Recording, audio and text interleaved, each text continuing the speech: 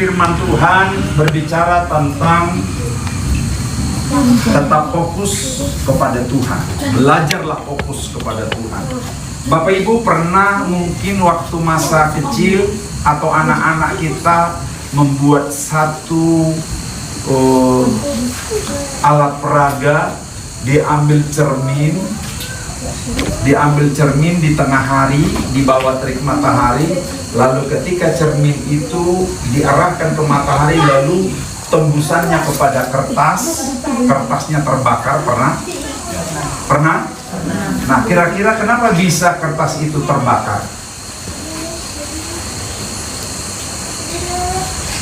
Kenapa bisa kertas yang tidak ada korek api tapi bisa terbakar? Karena ada matahari yang diarahkan fokus kepada satu titik. Amin. Jadi ada satu kekuatan yang dari langit, matahari diarahkan, difokuskan kepada satu titik dalam kertas itu sehingga dia terbakar. Itu kekuatan dari fokus. Hari ini firman Tuhan akan berbicara tentang fokus kepada Tuhan. Bapak Ibu Saudaraku yang kekasih, jika kita merunut dari pembacaan kita tadi, bahwa hari-hari Yesus selalu berjalan dari desa ke desa, dari kota ke kota, dari perkampungan ke perkampungan. Tujuannya tidak lain, hanya ingin menolong orang susah, menyembuhkan orang yang sakit, menghibur orang yang susah. Tidak ada tujuan lain selain hanya ingin memberi pertolongan. Nah, satu ketika bersama dengan murid-muridnya, Yesus menyuruh murid-muridnya berlayar, naik perahu. Tentu dari sekian kali ada pengalaman-pengalaman murid yang berlayar bersama dengan Yesus. Pernah bersama dengan Yesus, mereka ikut sertakan Yesus dalam perahu, tetapi mereka izinkan Yesus cukup tidur. Mereka yang berperang. Tapi kali ini berbeda. Kalau kali ini Yesus bilang, pergilah naik perahu ke seberang, mendahului.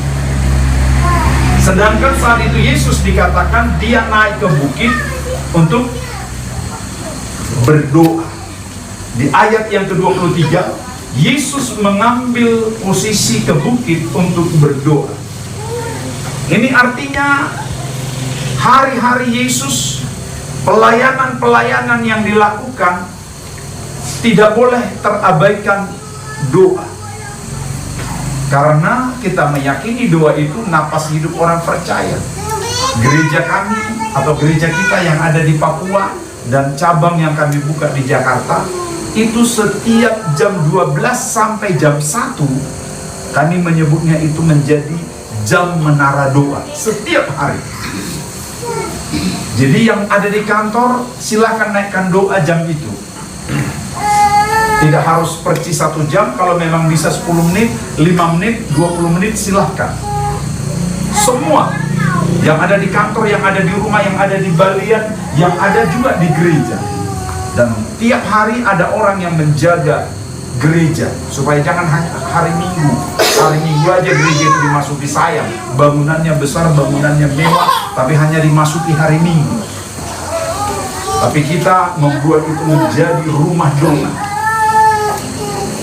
Nah, Yesus sesibuk-sibuknya, dia justru mencari posisi naik ke bukit untuk berdoa.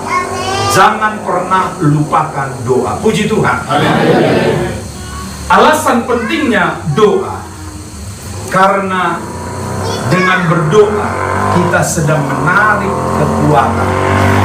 Kita sedang menyedot kekuatan dari tempat yang lain. Saya tidak tahu kalau orang jarang berdoa, kapan dia menarik kekuatan.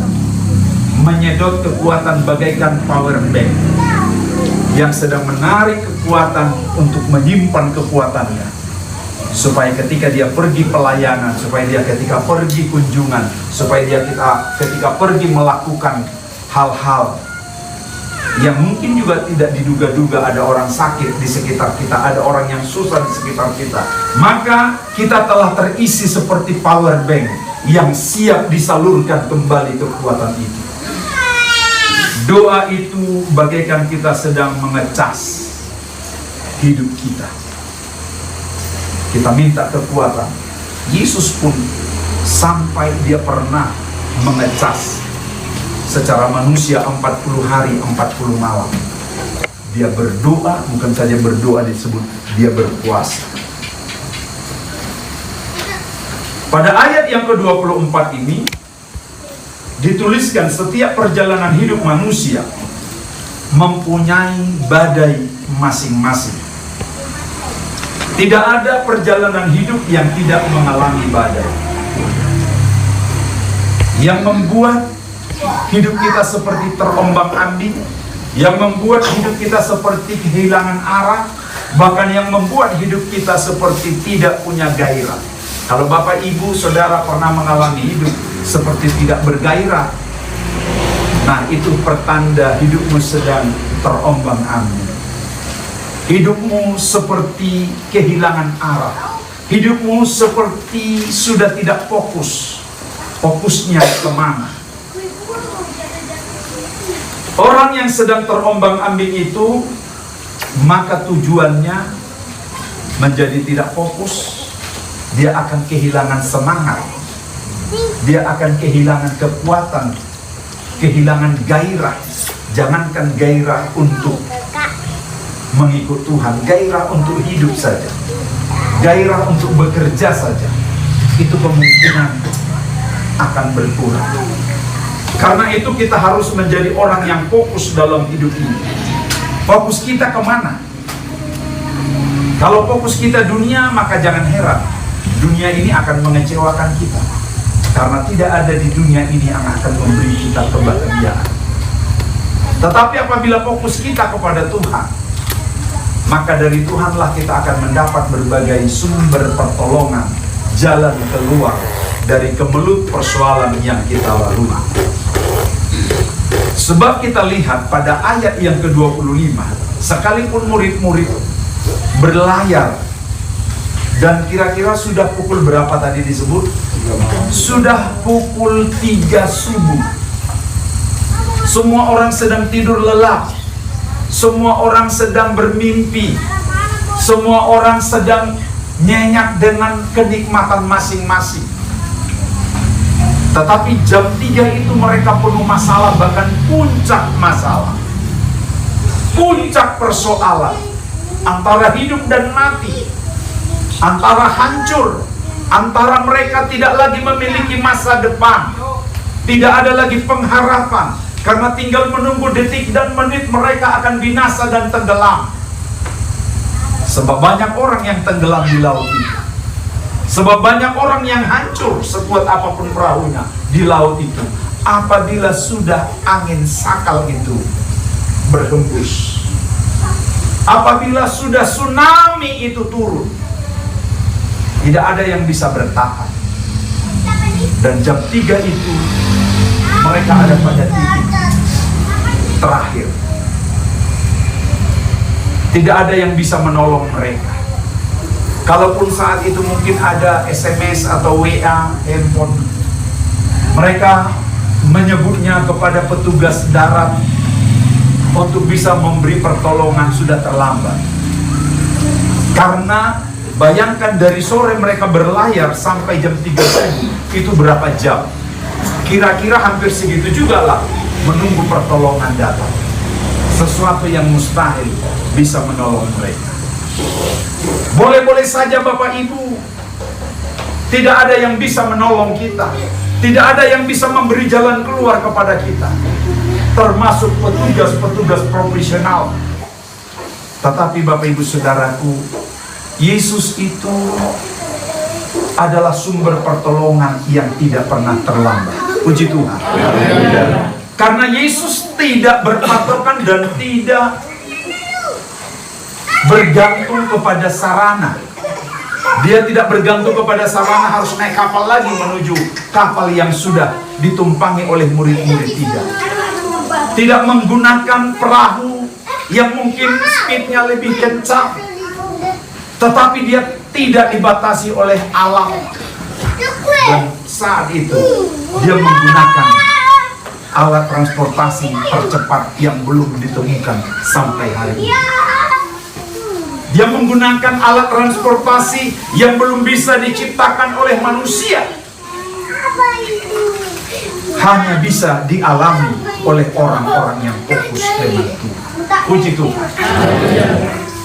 Ketika Yesus datang dan berjalan, kita tidak tahu kecepatan Yesus berjalan di atas air itu berapa knot, berapa kilometer per jam, sehingga dia tepat pada waktunya, tidak terlambat 10 menit atau 5 menit. Tepat pada waktunya dia datang. Tetapi bayangkan Bapak Ibu, ketika dia datang untuk menjumpai orang yang berkesusahan, ketika dia datang menjumpai orang yang sedang galau, bahkan orang yang sedang hampir putus asa, apa yang terjadi? Mereka semua bercampur aduk.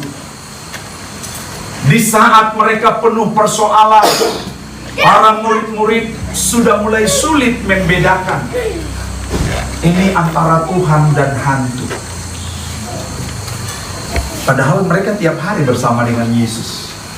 Mereka tiap hari makan dan berjalan, hidup bersama dengan Tuhan Yesus selama 3 tahun.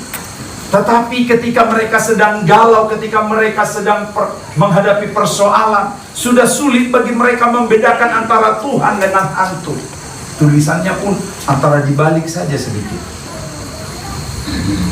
Mereka mulai kebingungan, ini Tuhan atau hantu? Mana yang benar? Ini benar-benar Tuhan atau hantu? Sebab kalau dia Tuhan, maka akan jadi pertolongan. Tetapi kalau ini bukan Tuhan atau hantu, ini pasti malapetaka baru. Karena bagi mereka sesuatu yang mustahil. Tuhan Yesus ada bersama dengan mereka malam itu. Karena mereka tahu Yesus masih ditinggalkan di pantai, bahkan Yesus masih naik ke bukit untuk berdoa.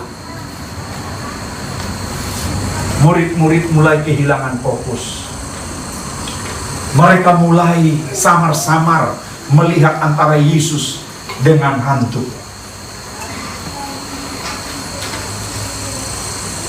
Masih banyak ayat yang menceritakan bahwa murid-murid ini takut karena gelombang, karena angin, karena kegelapan. Jadi bertambah-tambah ketakutan mereka. Mereka takut karena gelombangnya. Mereka juga takut karena angin yang begitu kencang dan anginnya pun berputar. Dan mereka juga takut karena kegelapan malam.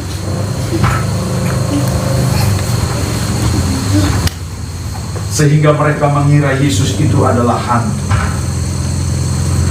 Tetapi Yesus berjalan seperti berjalan di atas aspal. Yesus berjalan seperti dia berjalan di atas darat.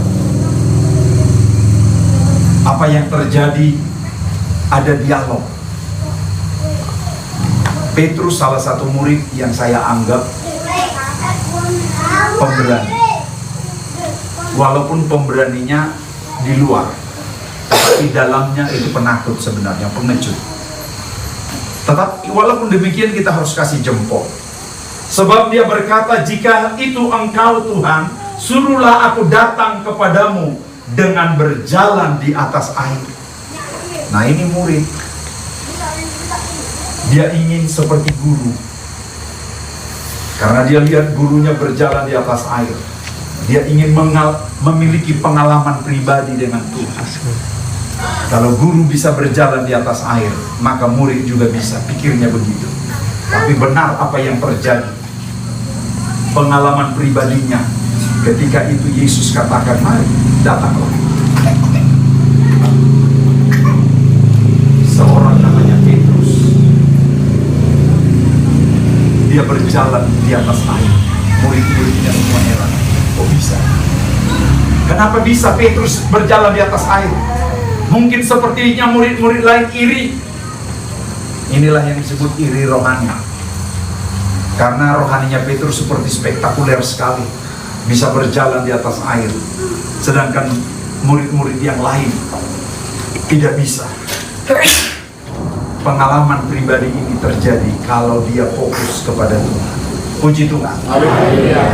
Jika kita mau fokus kepada Tuhan, maka kita akan mengalami mujizat-mujizat yang besar. Kita akan mengalami pertolongan-pertolongan besar. Kita akan mengalami pengalaman-pengalaman pribadi yang mungkin bagi orang lain itu sesuatu yang mustahil.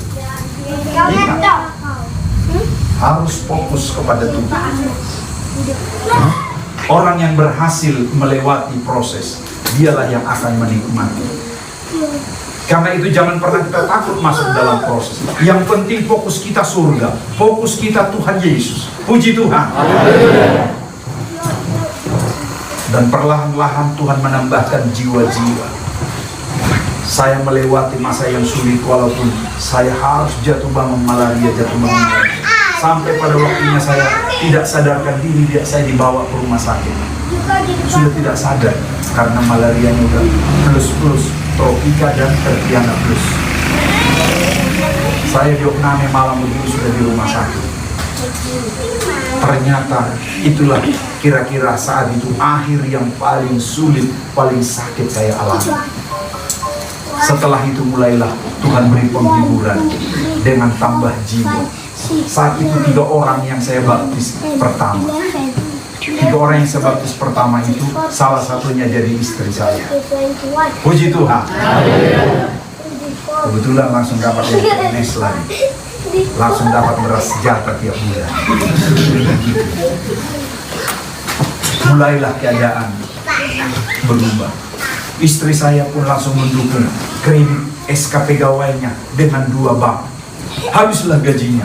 Untuk apa? Untuk beli tanah gereja dan bangun gereja. Jadi jangan takut berkorban.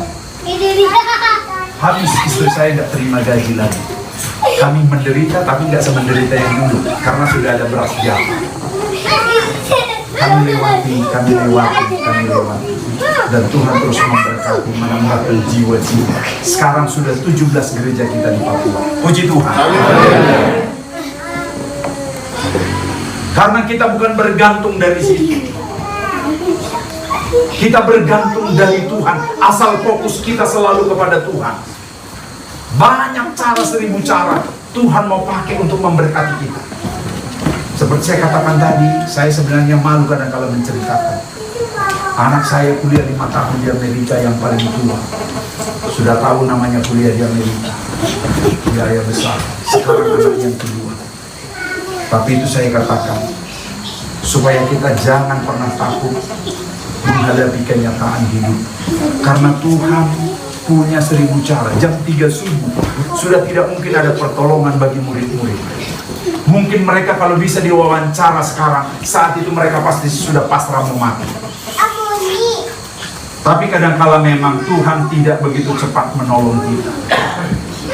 Kadangkala Tuhan enggak langsung seperti bersegera menolong kita. Karena kalau terlalu mudah kita dapatkan pertolongan, cinta kasih kita kepada Tuhan itu biasanya kurang kuat. Jadi kadangkala Tuhan izinkan soal nalomos kita. Baru naik itu.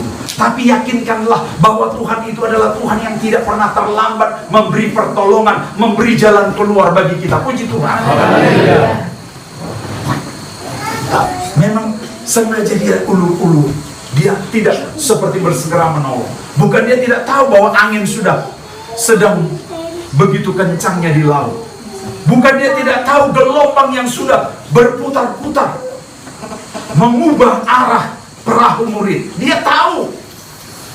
Bukan dia tidak tahu bahwa murid-murid itu saat itu sudah tidak ada yang memperdulikan mereka. Sungguh dia tahu. Tetapi kadang-kadang dia izinkan itu terjadi untuk membentuk kita, supaya kita menjadi umat jemaat yang menyimpang, supaya menjadi jemaat yang tidak cengeng, yang tidak mudah menyerah dengan keadaan apapun, dengan situasi apapun. Bapak Ibu Saudaraku yang kekasih, Yesus sangat berharap kita selalu fokus kepada Dia. Ketika Petrus fokus kepada Yesus, dia mengalami pengalaman rohani yang tidak bisa dimiliki oleh orang lain. Dia berjalan seperti di atas aspal. Tetapi ketika disebut, pandangannya bukan lagi kepada Yesus. Coba kalau kita lihat ayat 30. Ayat 30 bisa ada yang membaca? Tetapi ketika dirasanya tiupan angin, takutlah ia dan mulai tenggelam lalu berteriak, Tuhan, tolonglah aku. Nah, fokus dia sudah mulai kepada persoalan. Dia mulai fokus kepada tiupan angin. Dia mulai fokus kepada gelombang. Fokus dia sudah mulai beralih dari Yesus. Akhirnya apa? Mulailah dia tenggelam. Tapi masih bersyukur dia. Di tengah-tengah dia hampir tenggelam. Dia berseru kepada Yesus, tolonglah aku, tolonglah aku. Yesus tidak membiarkan Petrus tenggelam. Yesus mengulurkan tangan, menyelamatkan Petrus. Jadi seberat apapun mungkin perahu kita, seberat apapun mungkin bahtera rumah tangga kita, seberat apapun mungkin persoalan ekonomi, tekanan keuangan yang sedang kita hadapi, kalau engkau masih mau berseru kepada Yesus, Yesus tolonglah aku, Yesus selamatkanlah aku, Dia akan bersegera menolong, mengulurkan tangannya, menolong saudara semua. Puji Tuhan. Saya akan akhiri Bapak Ibu Saudaraku. Ketika kita tidak fokus, maka akan muncul banyak persoalan. Ketika kita mulai beralih fokus bukan lagi kepada Tuhan. Biasanya orang bisa beralih fokus kalau dia sudah mulai diberkati, kalau dia sudah mulai makmur, kalau dia sudah mulai naik jabatannya, naik pangkatnya, naik kehormatannya semua. Banyak orang mulai tidak fokus. Saya pun kadang-kala ketika dulu baru masuk di DPR tingkat 2, saya berpikir, Tuhan, apakah saya bisa membagi waktuku untuk tetap beribadah setiap minggu? Tapi saya puji Tuhan, saya malah makin dipercaya Tuhan. Nasar saya selalu, kalau Tuhan izinkan saya masuk, saya ingin menambah gereja, saya ingin mengembangkan gereja. Bahkan ketika saya masuk di Jakarta, saya berkata kepada Tuhan, kalau Tuhan izinkan saya buka pelayanan di Jakarta, saya konsultasikan kepada kedua sinodi kita, dan beliau welcome, silakan. Dan itu menjadi kerinduan yang tidak bisa diganggu. Tidak ada sesuatu yang berbeda dalam hidup kami. Kami apa adanya. Tidak ada yang menonjol dalam hidup kami. Biarkanlah semuanya, karena memang semua akan berlalu. Fokus kita hanya Yesus. Fokus kita hanya surga. Karena itu mari kita persiapkan. Termasuk kematian kita adalah kematian yang dipersiapkan. Jadi kalau kita persiapkan kematian, jadi kematian itu harus dipersiapkan. Mau ditangisi orang atau mau ditertawai orang, sekarang waktunya mempersiapkannya.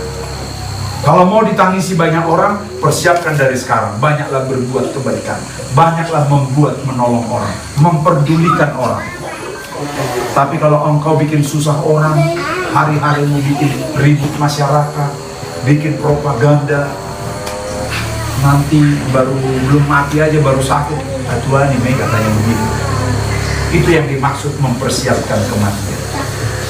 Karena fokus kita bukan di dunia, fokus kita bukan di bumi, fokus kita di surga.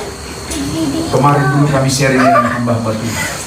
Saya bilang kalaupun mati jangan ada pesan kita sebagai hamba Tuhan, kuburkan saya di halaman gereja. Yang sudah-sudahlah. Tapi kita yang masih hidup, hamba-hamba Tuhan, anak-anak kita, jangan ada pesan seperti itu. Tuhanlah memberkati kita semua. Puji Tuhan.